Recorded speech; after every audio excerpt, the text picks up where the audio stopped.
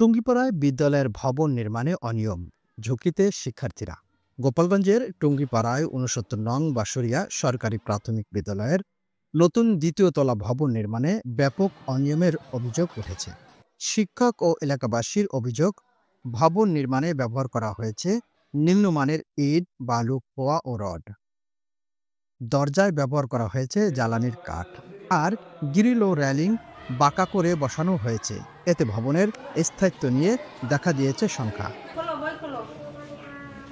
৭৮ লাখ টাকার এই প্রকল্পের কাজ করছে messrs Mohammad Yunus and brothers. মাঠ পর্যায়ে কাজ দেখভাল করছে ঠিকাদার টুটুল শেখের আত্মীয় জুনায়েদ শেখ। প্রধান শিক্ষক হরিশ্বর চন্দ্র বালা জানান, এই র্যাম ঢালাই দিয়ে আমরা সেদিন স্কুল বন্ধ ছিল, কিন্তু আমরা থাকতে পারিনি। তাই এলাকার জনগণ বলছে যে র্যাম ঢালাই ভালো দেয় নাই।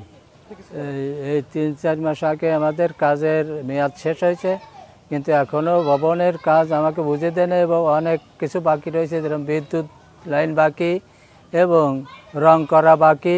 ছেলেমেয়েদের আমরা ঠিকমতো ক্লাস করতে পারতেছি না। আমাদের অন্য কোনো জায়গায় ক্লাস করার মতো জায়গা নাই, তাই বারান্দায় আমরা বাচ্চাদের নিয়ে শ্রেণী ক্লাস দিচ্ছি। ছেলে মেয়েদের নিয়ে পাঠদান দিতে সমস্যা হচ্ছে। আমরা ক্লাস করতেছি, আমাদের কষ্ট হচ্ছে। টুতে তালা মেরে দিয়েছে, আমাকে পড়তে খুব কষ্ট হচ্ছে। এলজিইডির উপজেলা প্রকৌশলী জানান, অভিযোগ পাওয়ার পরও ঠিকাদারি প্রতিষ্ঠান তাদের নির্দেশনা মানছেন না।